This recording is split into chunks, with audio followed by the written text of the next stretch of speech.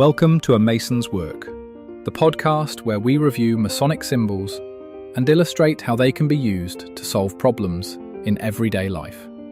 With your host, Brian Mattox, a proud member of the Craftsman Online Media Network.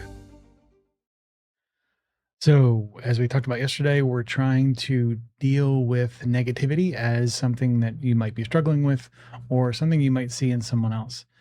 And as we discussed yesterday, which might be counterintuitive to some of you, the first thing that we do when we're trying to become less negative is not getting attached and holding on to the feelings as they arise, the negative feelings, and not trying to change them.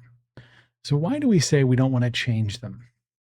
Well, when you grab onto a feeling and you say, "Well, I want to better understand this," or "I want to feel more through this and start thinking about it," and all that kind of stuff, what you're doing is you're giving that feeling more energy. In the same way, they have a sign at the zoo that says, "Please don't feed the animals." If you continue to feed your emotional state the positive mental sort of reinforcement in the same way you might give a child a cookie, guess what? Your thoughts keep going back there. And you say, "Wow, my mind doesn't feel like a child. It doesn't feel like I should be managing it or babysitting it in that way."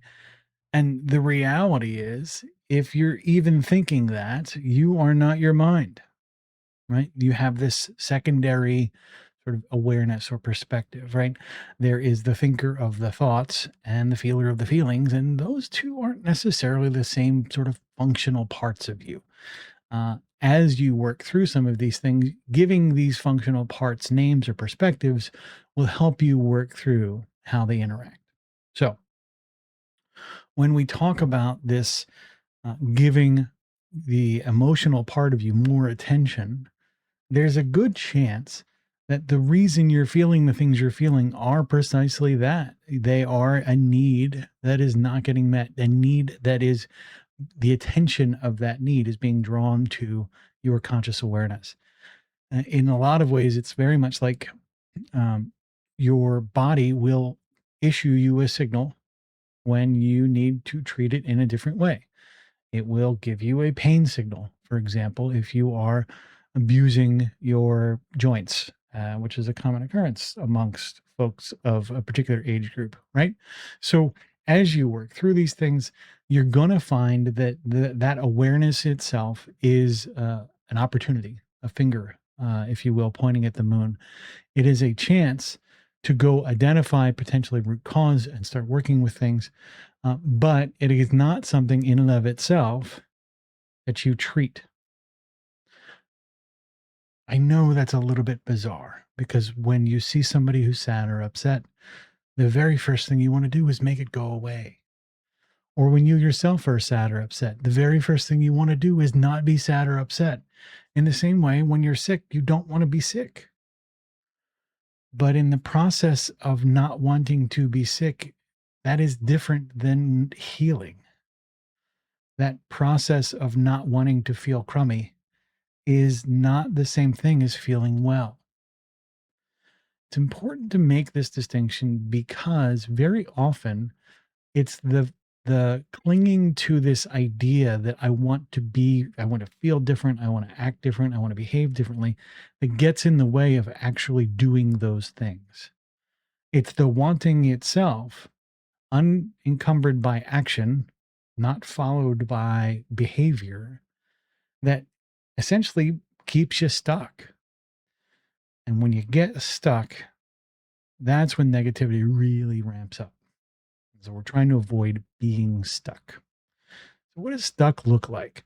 Stuck looks like a desire in some ways to keep thinking about a problem or feeling a certain way instead of resolving the problem.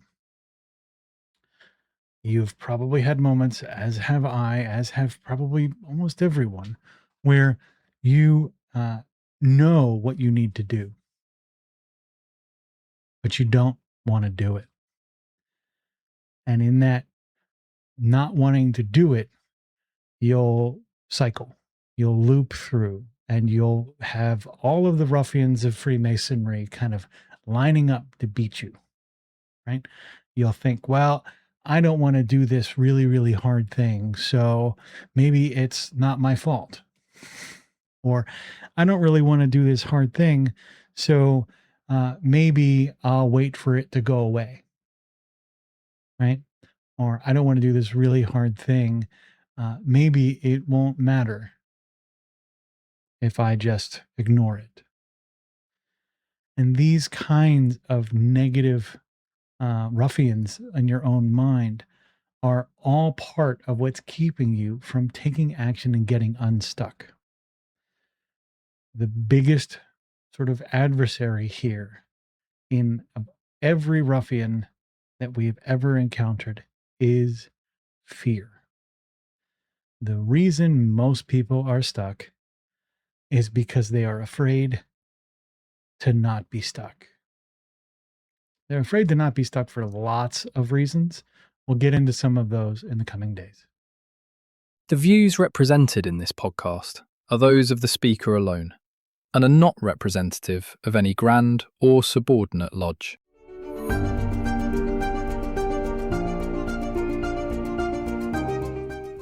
Hi, Brian here. I wanted to thank you so much for listening to this episode.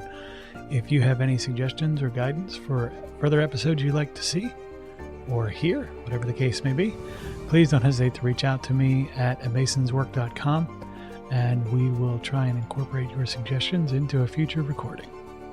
Thanks.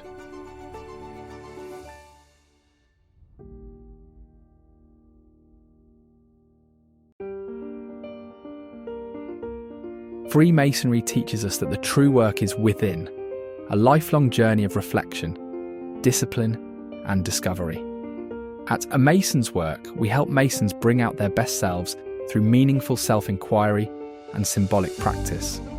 From personal reflection to lodge engagement, we offer tools that turn symbols into action. Visit us at amasonswork.com. The work is within.